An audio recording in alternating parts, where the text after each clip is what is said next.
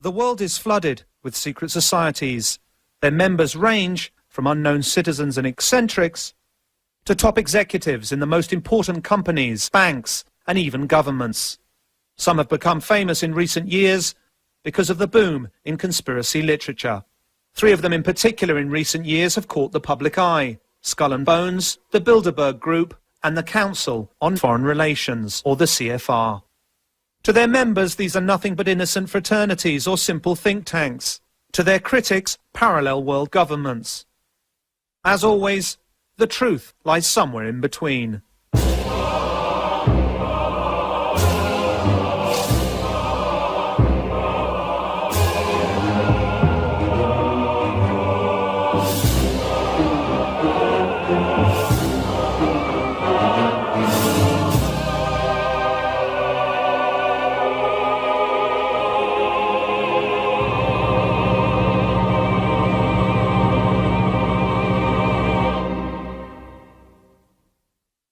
The United States of America is the most powerful country in the world, the single remaining superpower that dictates the global agenda. But ironically, the political system of this champion of democracy was built under the guidance of mysterious fraternities and organizations we know little or nothing about. Secret societies have actively participated in the construction of the American governmental system. Freemasonry, to name just one society, left its imprint on the Declaration of Independence, the American Constitution, and on dozens of national symbols, from the Great Seal of the US to the dollar bill. This American passion for secrets, rituals, and exclusive clubs has been particularly strong in its universities, where the fraternity system was developed. The fraternities, or frats as they're most commonly referred to, are student associations with academic and philanthropic goals. However, they also abound in codes of silence and initiation rites, very similar to those found in Freemasonry and other secret societies. The first ever recorded frats were the Flat Hat Club and the Phi Beta Kappa, both founded at Yale University. Also in Yale, one of the most enigmatic and most notorious fraternities in the world arose, one that has always been favored by the cream of American society. Its name, Skull and Bones. Skull and Bones was founded in 1832. Its original name was the Eulogian Club. Its creator was a merchant named William Huntington Russell, owner of Russell and Company, a transport company which was rumoured to smuggle opium into China during the Opium Wars. The name Skull and Bones probably comes from a curious tradition. During their meetings in the campus chapel at Yale, the society used to hang a skull and 2 crossed shin bones upon the door, as a warning that they should not be disturbed. The society was also known as the Order of Death, Cooperation Star, or simply the Order. In 1856, 24 years after its foundation, the Order was granted an important plot of land on the university campus and built its official headquarters there. It is a windowless stone construction that can still be seen today. They call it the Tomb. The tomb has a dark, labyrinth-like layout that spans 3 floors and an attic. It comprises a number of halls and secret cabinets, chambers with mannequins in full armor, candlesticks, old photos, flags and manuscripts, and a sinister collection of bones, supposedly belonging to historical figures, including the skulls of Mexican revolutionary Pancho Villa and the Indian chief Geronimo, and even that of Panamanian dictator General Omar Torrijos. In the keep of the labyrinth, there is a vault with the enigmatic number 322 on the door. Inside, there are just 2 chairs and a table. This was where the candidates are said to meet Madame, a skeleton that is supposed to be that of Madame Pompadour. Their passion for bones and skulls could be considered in bad, albeit innocent taste. However, a much more serious accusation hangs over the Brotherhood of Death. It's sympathy for the Nazis. Critics of Skull and Bones insist that the society is not originally American, but rather an offshoot of some German right-wing order. This could well be true. Its founder, William Russell, did indeed live for some time in Germany before attending to his senior year at Yale. And it was actually on returning to the USA that he established the fraternity. Always according to its critics, the number 322, the order's identifying number, hides a coded message. The 32 represents the year of its foundation, 1832. And the additional 2 stands for the fact that it's the second chapter within an international order. Alexandra Robbins, a Yale graduate and author of a book on the subject, stated that the society owns a valuable collection of Nazi objects and memorabilia, and eats its dinners off Hitler's private silver service. A large part of their liturgy is written in German. Who was the fool? Who was the wise man, beggar or king? Whether poor or rich, all's the same in death. A sizable part of the American military-industrial complex of the early 20th century collaborated with the Nazi regime in Germany, contributing immensely to their rise to power. This historical fact is unknown to most people even today. Also unknown is the strong involvement of bonesmen in the pre-war German-American relations. But history keeps its own records, and the past always returns to haunt us. In 1930, Prescott Sheldon Bush, father of President George H. and grandfather of President George W., a member of the Skull and Bones class of 1917, and president of the Union Banking Corporation, engaged in a number of profitable business deals with Fritz Thyssen, the German steel tycoon who supplied Hitler's war machine. The UBC was closed by President Truman during the Second World War under the Trading with the Enemy Act. In other words, for doing business with the Nazis. Apart from Prescott Bush, several other directors of the Union Banking Corporation in New York were also 1917 bonesmen, including E. Roland Harriman and Ellery Sedgwick James. In 1938, Bush, by then executive associate of Brown Brothers Harriman, issued a loan to Hitler's Germany to enable the latter to import American Standard Oil fuel. In 1941, the year the United States entered the war against the Third Reich, Standard Oil, which belonged to Rockefellers, bonesmen themselves, had 6 oil tankers sailing under Panamanian flags and manned by German crews. These vessels carried fuel from their American refineries to the Canary Islands, where their German submarines were being refueled. In the meantime, Allied troops were losing their lives on European battlefields. Investigator Anthony Sutton claims that Skull and Bones is not at all an American society, but a branch of a foreign secret society. According to this expert, it is one of the reasons why secrecy in the order is so vital. However, the list of its members is a true who's who of American society. Many of these influential personalities are advocates of the American way of life. Skull and Bones membership certainly has its privileges. At least 3 American presidents were or are bonesmen. George W. Bush, his father George H. Bush, and William Taft. The proposition that this small club of the well-to-do pulls the strings of American power, and through it those of the whole world, by placing its associates in key power positions, is supported by substantial evidence. The elections of 2004 saw the almost impossible come true. Both the Republican candidate George W. Bush and his Democrat rival John F. Kerry were members of Skull and Bones. That's to say, prior to running as representatives of parties, that supposedly propound opposite political visions. They had both sworn allegiance to the same mysterious principles. And what's worse, they share secrets that are not known to their own constituents. The million-dollar question for American citizens and the world as a whole is, do bonesmen put their frat fidelity above that of their civic responsibilities?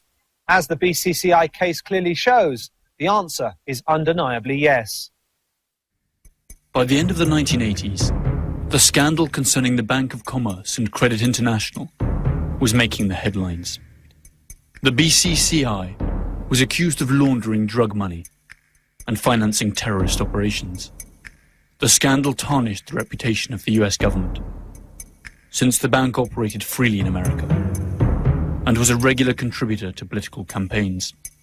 The administration of bonesman George H. Bush blocked the investigation, which had in any case been entrusted to a Senate commission chaired by bonesman John Kerry. The BCCI was absorbed by more respectable banks, and the subject was never revived. Who runs Skull and Bones? Up to what point are bonesmen able to influence the decisions of fellow members? Perhaps by looking into their initiation rituals, we will be able to have some idea of what kind of power the society holds over its brethren, whether they are industry leaders, intellectuals, or politicians, and speculate how they use that power should the need arise. Each year, only 15 students entering their senior year at the University of Yale are admitted. The candidates must have been tapped by those senior classmen of Yale University who make up the current membership. The criterion for selection also includes the candidate's potential to increase the power and prestige of the society. 2 votes against the candidate are enough for him to be rejected. During their initiation, candidates must recount all their sexual exploits. Finally, they are expected to perform various oaths, kiss some feet, and drink blood.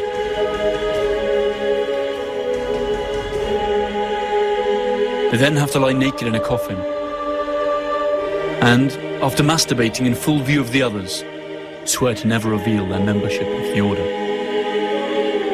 The candidates are then introduced to their future companions, who wear masks for the occasion.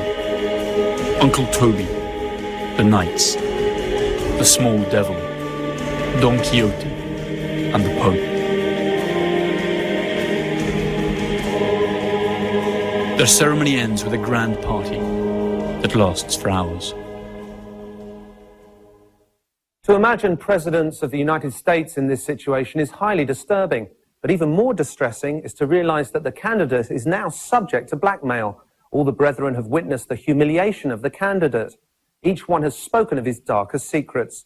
Nobody now feels he can break the pact of silence with the order. As of that moment, betrayal is highly unlikely. The government of the world's only superpower is packed with bonesmen. George W. Bush named 11 bonesman officials in his first government. Add to this various senators, congressmen, and chief justices, directors of the CIA, the Federal Reserve, and directors of banks such as J.P. Morgan Chase and Morgan Stanley Dean Witter. The American media is little different. Among others, Time and Newsweek magazines, in theory competitors, were both founded by bonesmen.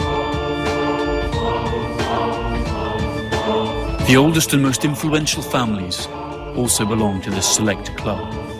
Bush, Bundy, Harriman, Lord, Phelps, Rockefeller, Taft, Whitney.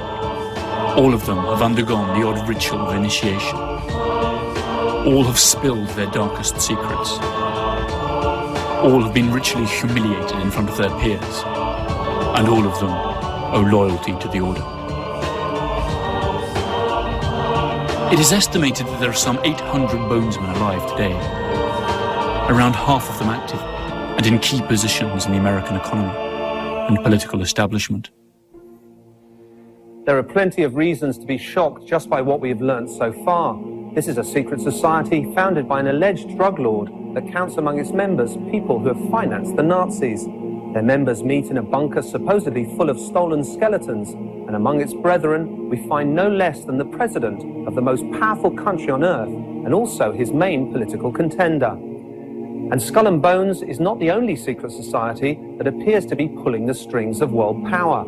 There are at least 2 other organizations who are suspected of foul play, ranging from economic manipulation to attempting to achieve world control. They are the Bilderberg Group and the mysterious Council of Foreign Relations.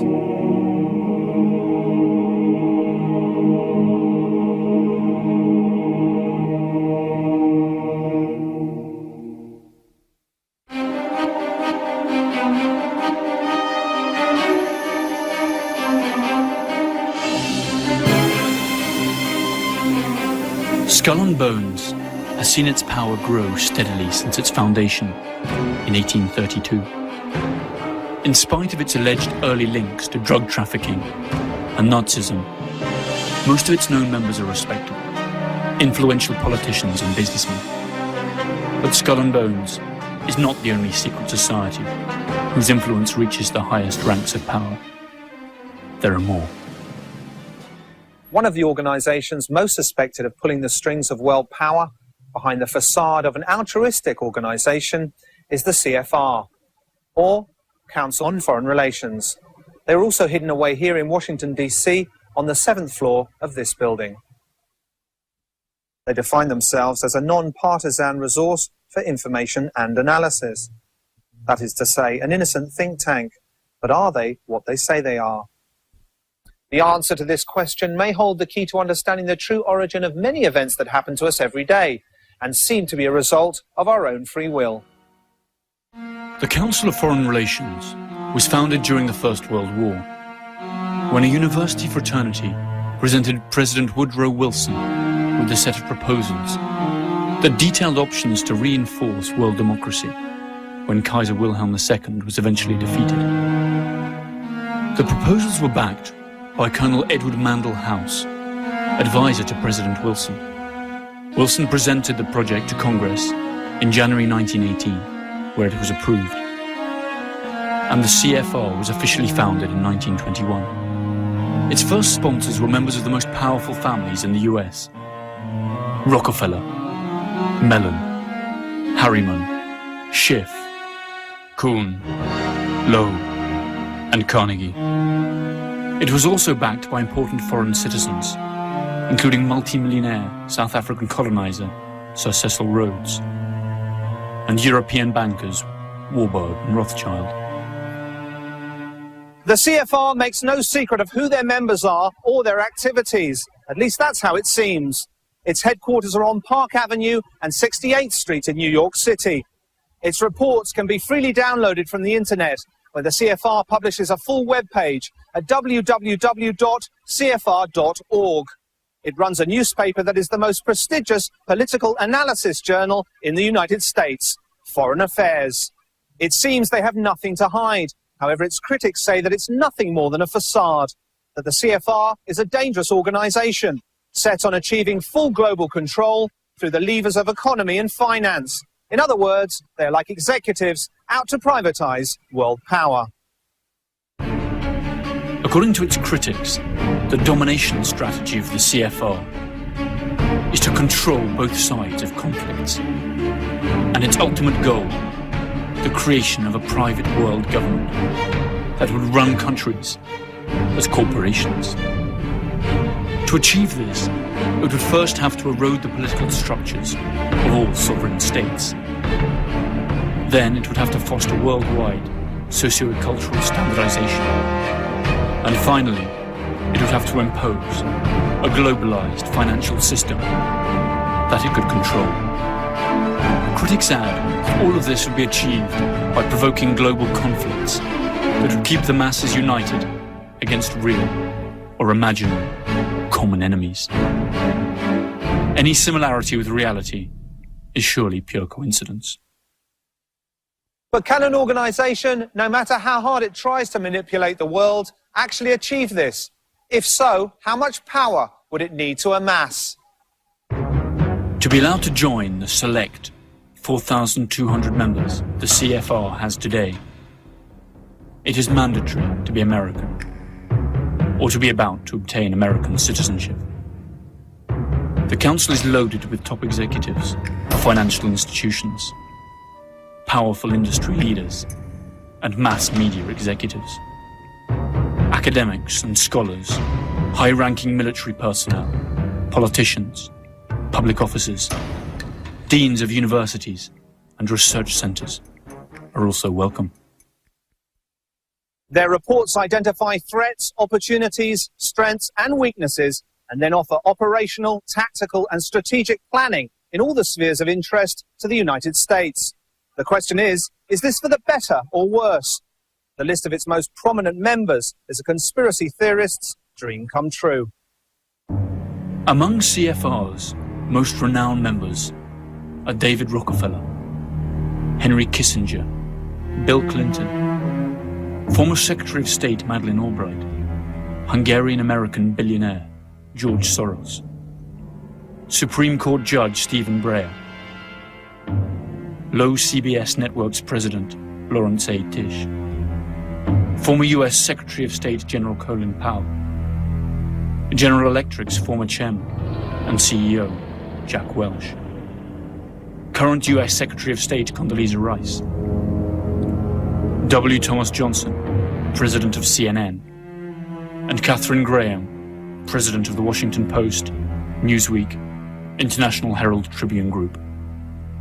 That's not to mention Alan Welsh Dulles, founding father of the CIA, and banker Paul Moritz Warburg, who was born in Germany and emigrated to the United States, where in 1913 he drew up and promoted the legislation that would create the Federal Reserve Bank. This is the American Central Bank, whose capital is not public, as would normally be expected, but is instead in the hands of private banks. The Federal Reserve is not the only institution related to the CFR. The International Monetary Fund behind me and the World Bank close by were both created by CFR members. These three organizations control most of the world's capital, as well as distribution and aid policies. That is to say, they decide who wins and who loses. Both the IMF and the World Bank have come in for some heavy criticism over many years for their lousy management of world crises, when instead of acting like last resort moneylenders, as their mission states, they became involved in dictating the macroeconomic policies of deeply indebted nations, drowning them in more and more debt. This policy had catastrophic results for countries such as Brazil, Argentina, Turkey and Mexico. Joseph Stiglitz, Nobel laureate for economics, has repeatedly attacked the performance of the fund, suggesting that it was the true cause of many of the aforementioned crises. This cannot be brushed off as hearsay, since Stiglitz was chief economist and senior vice president of the World Bank from 1997 to 2000. In other words, an insider. If we observe how the price of medical supplies generates gigantic profits for those who produce them, and at the same time kill millions of people who cannot afford to buy them, if we stop to think about the irreparable damage that multinational corporations carry out in the so-called third world countries, if we study the mechanisms of usurious loans of the world banking system that cyclically provoke crises that sink entire countries below the poverty line, it's worth asking, is economic war more effective than conventional war when it comes to achieving world power? Are the members of the CFR those responsible for carrying it out? Or is it all nothing but a natural byproduct of the capitalist system? The idea of a world dominated by private corporations, led by the CFR, might sound nonsensical. These corporations have a joint turnover that is almost twice the GDP of the United States, and employ more than 25 million people in the United States alone. Their power is surely already strong enough to twist some political arms worldwide. Perhaps the CFR is just an innocent think tank, like its members say it is. One thing is certain: the undeniable and enormous power wielded by such a group of influential people, for better or for worse. What other secret societies pull the strings? Or better said, what other societies secretly pull the strings on the world stage?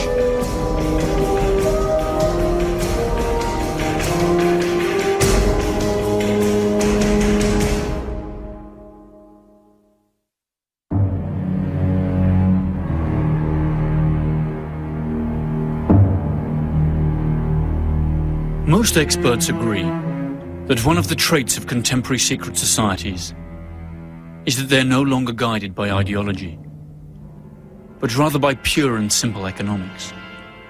In practice, this means that they use their influence in the corporate world to force entire countries to serve their interests. The average person is completely unaware of how national strategic decisions are taken, and whatever changes his vote may bring about happen only over the very long term, and usually prove to be merely cosmetic. If there's one secret society that has every characteristic needed to raise suspicion, it's the Bilderberg Group. Surely the most exclusive club on the planet, and perhaps the organisation that really controls the world. The Bilderberg Group is named after the Bilderberg Hotel in Oosterbeek, Holland, where it first met. Its founders were Joseph Rettinger, a Polish emigre with social democratic ideas, and Prince Bernhard of the Netherlands. The annual meetings that it has held since then have been regarded as true milestones in international politics. For the occasion, each country sends 2 guests, one of whom is conservative, the other liberal. According to Prince Bernhard, the group was created as an entity destined to fortify the North Atlantic unit, to stop Soviet expansionism, and to promote cooperation and the economic development of the countries of the West. Sometimes to better understand an organisation, you need to know more about the people who work for it. There are 2 interesting facts that question the integrity of the founder of the Bilderberg Group. Firstly, Prince Bernhard of the Netherlands was an active member of Hitler's SS in his youth. Second, he had to stop heading the meetings in 1976 after being involved in the Lockheed scandal related to the purchase of fighter jets. On that occasion, Lockheed was found to have bribed Japanese, Dutch and Italian officers. The Nazi background of Prince Bernhard did not stop the Bilderberg Group from being supported by Social Democrats, or by the Rothschild Bank, or the Rockefellers, both of Jewish origin. Other early sponsors included the Wallenbergs, owners of Electrolux and Ericsson in Sweden. All of them still actively participate in the annual general meetings of the group, either directly or through their representatives. The only thing that this confirms is that when it comes to making decisions that will affect the world, ideology doesn't really play that much of a role. After all, business is business. The venue, the agenda, and the participants are not secret. What remains undisclosed, however, are the topics discussed, since the meeting is held behind closed doors, and no detailed reports are published. The conference takes place during a weekend in May, and lasts 3 full days, usually a few weeks before the G8's annual meeting. A fleet of black limousines drives the guests to a luxury hotel or palace of choice. Security is tight and includes members of the attending country's secret services. Their guests include bankers, top businessmen and media moguls, as well as European and American politicians and leaders. When looking at the meetings, we can get some idea of how the nations of the future will be. Economic power groups owning both the world's capital and the means for production in an overpopulated planet, sick with poverty and short on natural resources. Past and present participants of the Bilderberg Group include the CEOs of France Telecom, Coca-Cola, Danone, Heineken, JP Morgan Chase, high-ranking British, American and European officials and cabinet members, and the editors of newspapers such as El País, La Repubblica, Le Figaro, the New York Times, Die Zeit, and the Wall Street Journal, among others.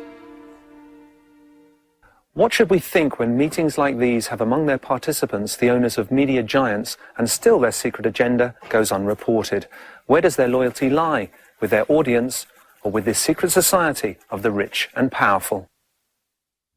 The most popular Bilderberg conspiracy theory states that the group is a test lab for policies and decisions that countries and powerful corporations will later implement. According to this theory, the guests exchange their views on the proposals made by the most powerful countries. Thus, it is possible to predict how these countries will react in real life and fine-tune the ensuing courses of action. In defense of the group, their most recent organizer, Viscount Etienne d'Avignon, has been clear. I don't think that we are a global ruling class, because I don't think a global ruling class exists, he said. I simply think that it's people who have influence, interested in speaking to other people who have influence. And he added, when people say, this is a secret government of the world, I say that if we were a secret government of the world, we should be bloody ashamed of ourselves. The Bilderberg agenda, according to its own press releases, is the world agenda. Whether its members can then carry it out or not is open to discussion. The items on the Bilderberg agenda vary very little from meeting to meeting. A state of the world analysis, discussions on security in the West, debates on economic and political trends in the developed countries, as well as discussions on nuclear energy and lately biotechnology. Other famous guests at the group's meetings have included Giovanni Agnelli, then president of Italy's Fiat auto giant, and Henry Kissinger. Bill Clinton, Tony Blair, and Angela Merkel attended before assuming public office, as did Kofi Annan, the former Secretary General of the UN. Annan was married to Raoul Wallenberg's niece. Wallenberg, as we stated before, is the patriarch of the powerful Swedish family that has supported the group from its very beginning. Other participants have included Henry Ford II, Georges Pompidou, Helmut Schmidt, and Baron Edmund de Rothschild, together with the father of the American atomic bomb, J. Robert Oppenheimer. More names follow. Donald Rumsfeld, Alan Greenspan, George Soros, David Rockefeller, Queen Beatrice of the Netherlands, and US Senator and former presidential candidate, John Kerry. The list, while incomplete, represents the greatest amount of economic and political power ever concentrated in one single organization. Curiously enough, there are no disloyal Bilderbergs. Nobody has broken the silence, and if they do speak out, they do so many years after attending the meetings of the group, by which time it is already too late to change events. For many, these brief statements are proof that the suspicions about the group are staggeringly true. Years after participating in a Bilderberg meeting, George McGee, former United States ambassador to Germany, said that the Treaty of Rome that created the European Common Market was born in the Bilderberg meetings. Jack Schenkman, chairman of Amalgamated Bank and also a Bilderberg member, said in 1996, the idea of a common European currency was discussed a great many years before it came about. We also discussed the possibility of the United States re-establishing diplomatic relations with China before President Nixon actually did it.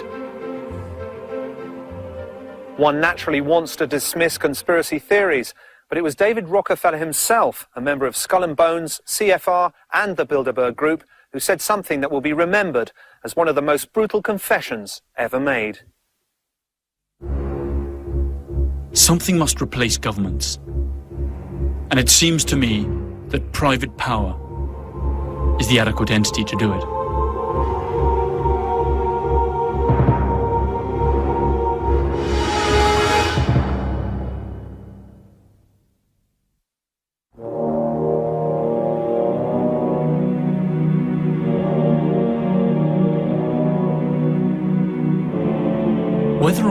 secret societies control the world is open to discussion.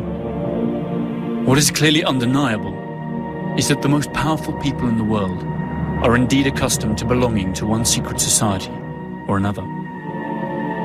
Currently, there are three societies that seem to have a monopoly on influencing global policy from behind the scenes. Skull and Bones, the Council of Foreign Relations, and the Bilderberg Group. According to their critics, they're not different organizations, but the three heads of the same monster that is dead set on dominating the world through control of labor, capital, and land. But there is a fourth organization that conspiracy theorists keep bringing up. In contrast to the other three, its activities are public and nothing happens behind closed doors. However, that does not seem to stop the accusations against it. It's known as the Trilateral Commission. In 1973, David Rockefeller, also a member of the CFR, requested that his fellow Bilderberg members include Japanese representatives in the group, but the idea was turned down. He then created the Trilateral Commission, which compromises annual private meetings of some 350 people. Again, top businessmen and corporation executives, media moguls, politicians, and non-governmental organizations. At this time, including the Japanese. The idea was to create a trialogue involving Asia, America, and Europe. US President Jimmy Carter was present at several of its meetings. But the Trilateral is not only criticized by sensationalist authors. One of the most striking accusations came from Barry Goldwater, former Democratic American senator and presidential candidate, who described it in words that would make even the most paranoid person blush.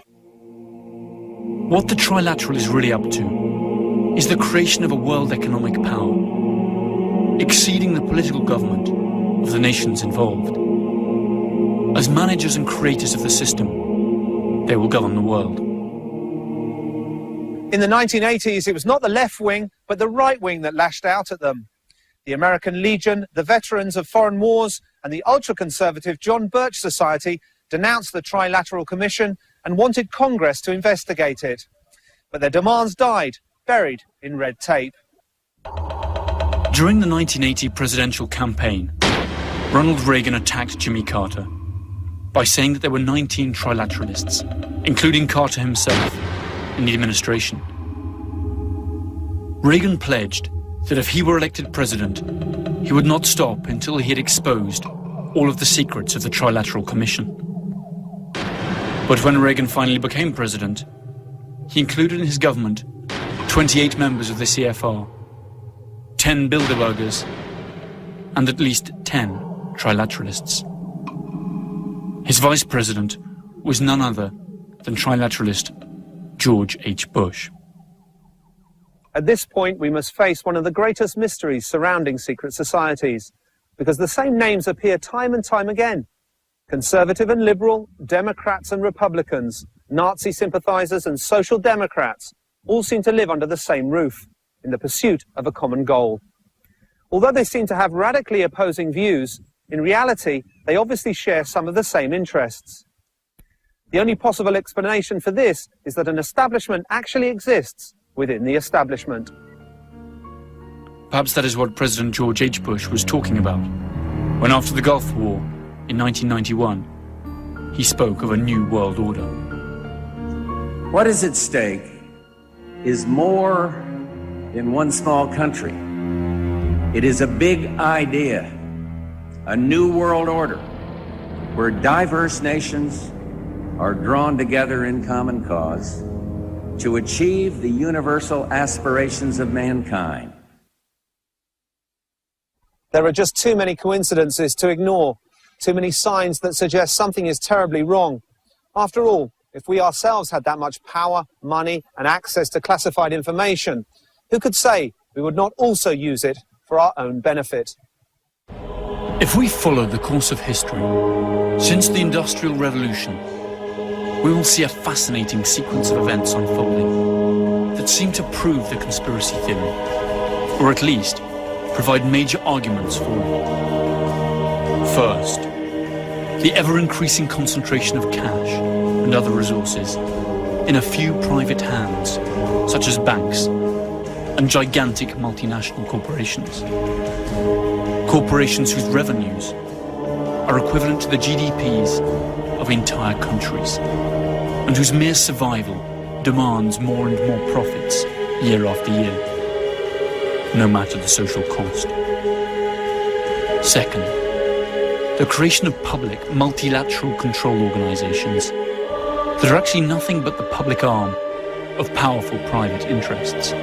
These organizations include the American Federal Reserve, the World Bank, and the IMF. Third, the undeniable advance of the process known as privatization. That is, taking non-renewable natural resources, communication infrastructures, heavy industries, as well as defense, health, and banking systems, out of the hands of the people and delivering them into the clutches of profit-hungry private corporations. Fourth, the phenomenon of cultural and financial globalization, that in truth amounts to little more than the imposition of a dominant cultural and economic system upon those of peripheral countries. Fifth, the creation of worldwide conflicts and stereotypical enemies to manipulate public opinion and destroy any possibility of discussion or dissent, leading to the actual loss of many of the most elementary democratic rights. The US Patriot Act of 2001 is a good example of this. When panic attacks, people tend to accept more and more control. Finally, and most interesting of all, that almost all of the key players of these events, those who are really taking the decisions and hold the true political and economic reins of the West by being in command of its capital, armed forces, or even votes, are coincidentally grouped in just a few societies that meet behind closed doors. Are Skull and Bones, the CFR, the Bilderberg Group, and the Trilateral Commission the cause or the consequence? Does membership mean enjoying certain privileges, or is it that only those who enjoy certain privileges can become members? Does it really matter? Just look around and draw your own conclusions.